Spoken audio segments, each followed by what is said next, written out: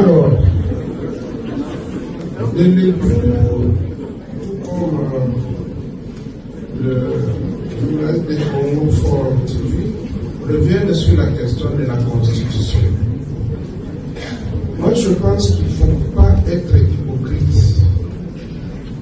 Quand on aime son pays, quand on aime son chef, on lui dit la vérité. Et j'ai eu à le dire à maintes reprises que le pays n'a pas un problème de texte. Le pays a un problème d'hommes qui doivent appliquer ou se conformer au texte qui existe. Tous ces débats-là, je crois que ce sont des débats politiciens. Et il faut qu'on en parle. Parce que si des gens commencent à vouloir imposer leur vue à tout le monde, ceci peut provoquer des réactions dans le sens contraire. C'est pour cette raison que nous disons que ceux qui ont des préoccupations qui concernent la Constitution, qu'ils viennent qu'on se mette autour d'une table et qu'on en parle.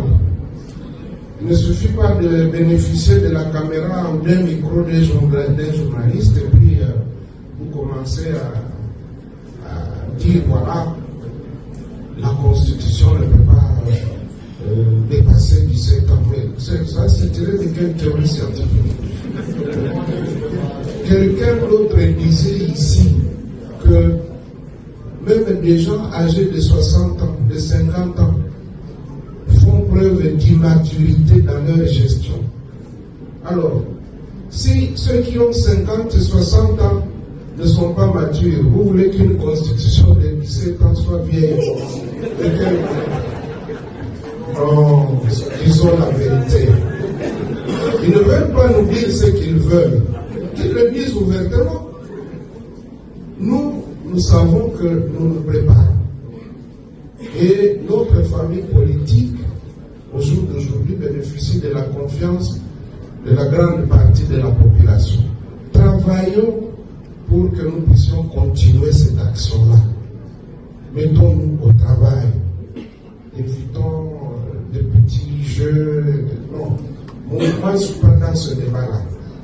Et surtout, quand je constate que ceux qui se disent géniteurs, ceux qui devaient protéger cette constitution, ceux qui l'ont vantée contre vents et marées, quelques jours après, ils se réveillent, c'est eux qui disent qu'elle devient mauvaise. Alors, qu'allons-nous retenir? Ce qu'ils avaient dit avant, ils avaient dit avant, ou bien ceux qui disent maintenant? À vous de juger.